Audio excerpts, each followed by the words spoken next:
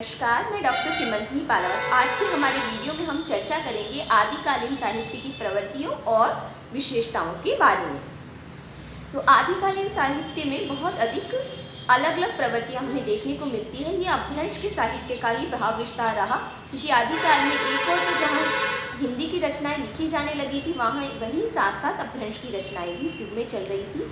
आचार्य हजारी प्रसाद द्विवेदी ने जो हमारी आदिकालीन हिंदी है उसे अपभ्रंश का ही भाव विस्तार माना। प्रथम जो इसकी प्रवृत्ति है वो है विषय वैविध्य की। आदिकालीन साहित्य में बहुत अधिक विषय वैविध्य रहा।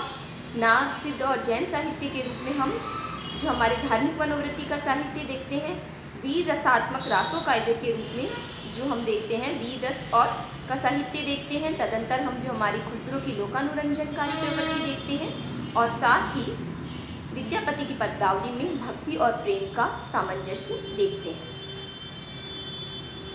अब हम आते हैं हमारी अगली प्रवृत्ति की ओर। जो हमारी अगली प्रवृत्ति है वह है विविध काव्य रूप। जिस प्रकार इसमें विविध विषय वैविध्य था, उसी प्रकार काव्य रूप भी वैविध्य था। यहाँ हम देखते हैं प्रबंध, मुक्तक और गद्य तीनों ही रचनाएं करी जा रही है। रासो साहित्य आदि प्रबंध रूप में लिखे गए। जो हमारे नाथोकार सिद्धक का साहित्य था वो हमारे मुक्तक रूप में था। साथ ही हमारे गद्य की रचनाएं भी इस युग में होने लगी थी। वर्णक नाकर ज्योतिश्वर ठाकुर का कुवलय माला आदि जो हमारी रचनाएं हैं द्योतन सूरी की, वो इस काल में गद्य की रचनाएं थी। काव्य रूपों के साथ विविध काव्य रूपों के साथ साथ यहाँ शैली में भी हमारे आदिकालीन साहित्य की शैली में भी विविधता थी। जो हमारे आदिकालीन काव्य की शैलियाँ हैं वो थी अलग अलग प्रकार की। प्रबंध शैली हो, चाहे मुक्तक शैली हो, चाहे गीति शैली हो। तो प्रबंध शैली में तो हमने देख लिया हमारे रासो साहित्य है प्रबंध शैली में, मुक्तक शैली में हमारे नाथ और सिद्धों का साहित्य, गीति शैली में विद्यापति का जो हमारी साहित्य है वो हमारी गीति शैली में है।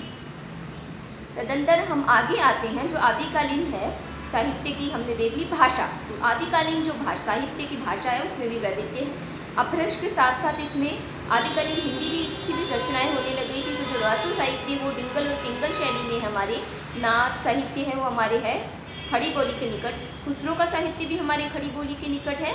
इसके अतिरिक्त जो विद्यापति है उनका साहित्य मैथिली के निकट है। साथ ही जो राजस्थानी गद्य या राजस्थानी भाषा है उसमें भी साहित्य की रचना पर्याप्त रूप से की जा रही थी, और भोजपुरी आदि से संबंधित जो हमारे गद्य है उसका भी पर्याप्त प्रभाव रहा। रस, आदिकालीन जो साहित्य है उसमें हमें रस भी, सभी रसों का आदिकालीन साहित्य में पूर्ण परिपाक हुआ है। रासों में वीर और श्रृंगार रस की प्रधानता है, तथापि प्रबंध होने के कारण इनमें अन्य रस भी साथ में प्रचुर मात्रा में आए। तो श्रृंगार रस का एक आदिकालीन जो पृथ्वी रासो है उसका एक सुंदर सा उदाहरण हम देखते हैं। मनो कला शशिमान कला सोदसु बनी। इसी प्रकार से जो ये है वीर रस, तो वीर रस के संबंध में जो आदिकालीन रासो साहित्य है उसके संबंध में विद्वानों ने ये कहा है कि जब आदिकालीन रासों में काव्यों में रस बदलते हैं तो साथ ही साथ मनुष्य के भाव और विचार भी बदल जाते हैं। तो इन्हें रसों की श्रेष्ठ जो इनमें है उन्हें रस की श्रेष्ठ परिपाक में माना गया है। हमारे जो जैन साहित्य है उसमें शांत और करुण रस की प्रधानता रही। नाथ साहित्य में शांत रस की प्रधानता रही है। इसी प्रकार सिद्ध साहित्य में शांत रस है, परंतु साथ साथ वहाँ अनेक स्थलों पर अद्भुत रस का भी सम्यक परिपाक हो गया है। छंद, इसी प्रकार से जो आदिकालीन साहित्य है उसमें विविध छंदों का प्रयोग हुआ है। अपभ्रंश का प्रमुख छंद दोहा भी हमारे यहाँ आया है। तो जो दोहा है उसे हम अपभ्रंश का हिंदी को भार भी मानते हैं। इसके अतिरिक्त भी पद्धरी, तोटक, छप्पे जैसे छंदों का आदिकालीन साहित्य में प्रयोग किया गया है। चंद्रवरदाई को छप्पे का राजा भी माना गया है, क्योंकि उन्होंने छप्पे का इतना सुंदर प्रयोग किया था। इसके अतिरिक्त जो पृथ्वीराज रासो है उसमें 72 प्रकार के छंदों का प्रयोग किया गया, जिसके कारण चंद्रवरदाई को, या जो चंद्रवरदाई की जो पृथ्वीराज रासो है उसमें के माना उसे छंदों का अजायब भी माना गया। इस प्रकार से हमने देखा कि जो हमारे आदिकालीन साहित्य है उसमें बहुत अधिक विषय वैविध्य है। तो प्रकृति चित्रण भी हम आदिकालीन साहित्य का देखते हैं। यह आलम्बन और उद्दीपन दोनों ही रूपों में प्रकृति चित्रण यहाँ हुआ है। इसमें हम प्रकृति के सौम्य और कठोर दोनों ही रूपों के दर्शन आदिकालीन साहित्य में हम कर सकते हैं।